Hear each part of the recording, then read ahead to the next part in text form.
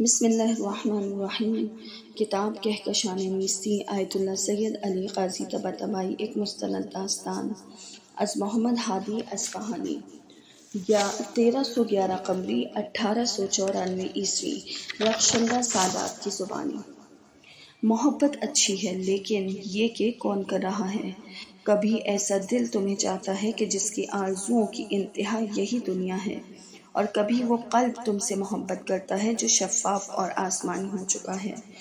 میرے لیے اہم عشق کا منبع اور اس کے رساؤں کا سرچشمہ تھا۔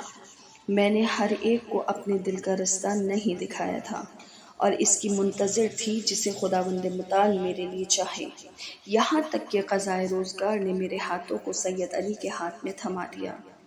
میں نے خود سے عہد کر رکھا تھا کہ ان کی مددگار رہوں گی، ان کا ساتھ دوں گی، چاہے ان کے فیصلوں کے نتیجے میں مجھے دربدر ہونا پڑے۔ ایک عورت اپنے مرد سے عشق، پاکیزگی اور محبت کے سوا اور کیا چاہتی ہے؟ میں نے ایک گہری سانس لی اور حرم سید الشہداء کے گنبد پر نظریں جما دیں۔ خاک کربلا کس قدر مبہوت کر دینے والی تھی۔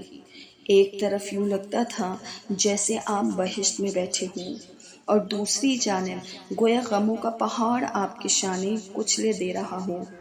لیکن میں نے سن رکھا تھا کہ نجف اور طرح ہے، سبک اور پرسکون، جیسے آپ اپنے والد کے گھر میں بیٹھے ہوں اور نسیم محبت کی خنکی سے آرام پا رہے ہوں۔ میں نے کبھی یہ سوچا بھی نہیں تھا کہ نجف میری آخری منزل ہوگی اور میں دوبارہ تبریز کی شکل نہیں دیکھوں گی۔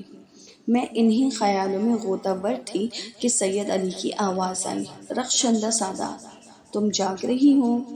ابھی سوئی نہیں؟ میں نے اپنا چہرہ ان کی طرف کیا اور انہیں دیکھا۔ ماہتاب کا نور ان کے چہرے پر پڑ رہا تھا۔ میں نے کہا، میں سو رہی تھی، لیکن اب جاگ گئی ہوں، دل کچھ بے چین ہے۔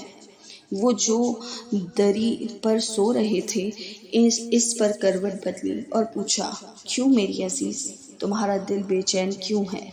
ان کی نگاہوں میں دیکھا جہاں ہمیشہ کا دکھ نمایاں تھا، اور معنی خیز توقف کے بعد بولی، سید علی، ہاتھ کو اپنی آنکھوں پر انہیں کھلا رکھنے کی خاطر پھیرتے ہوئے، جو کہ اس طویل سفر کے باعث بند ہوئی جا رہی تھی، نیم خیز ہوئے اور بولے، کیا کوئی مسئلہ ہے رخشندہ؟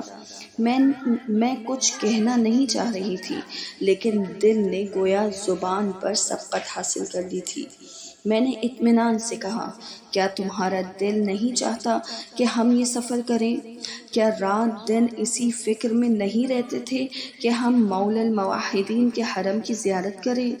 پھر اب تمہارا دل رنجیدہ کیوں ہے؟ باتیں کم کیوں ہو گئی ہیں؟ تم دکھی اور مضطرب کیوں ہو؟ سید علی نے مجھے دیکھا اور آہستہ سے اٹھ بیٹھے۔ ان کی آنکھوں میں چاند کا نور پہلے سے زیادہ چمک رہا تھا۔ اپنا سر جھکایا اور کچھ دیر خاموش رہے، پھر سر اٹھایا اور مجھے دیکھا۔ ان کی آنکھوں میں آنسو بھر آئے تھے۔ انہیں مزید دکھی کر کے میں پریشان ہو گئی اور کہا، سید علی، میں تمہیں پریشان نہیں کرنا چاہتی تھی، اور میں نے دیکھا کہ میری جانب آئے اور اپنے ہاتھ بڑھا کر میرے ہاتھوں کو تھام لیا اور کہا، رخشندہ، سچ تو یہ ہے کہ جب سے ہم اس سفر پر روانہ ہوئے ہیں، جتنا تبریز سے دور ہوتے گویا اتنا ہی اپنی عمر بھر کی خواہش سے نزدیک تر ہو رہا تھا، جیسے بیاباں اور صحرا میں اٹھنے والا ہر قدم مجھے اپنی آرزو سے نزدیک تر کر رہا تھا۔ میں نے خفا ہو کر کہا کہ میں بھی تو یہی کہہ رہی ہوں، پھر تم پریشان کیوں ہو، رنجیدہ کیوں ہو؟ التماس سورہ فاتحہ۔ سید علی قاضی طباطبائی، اصفہانی۔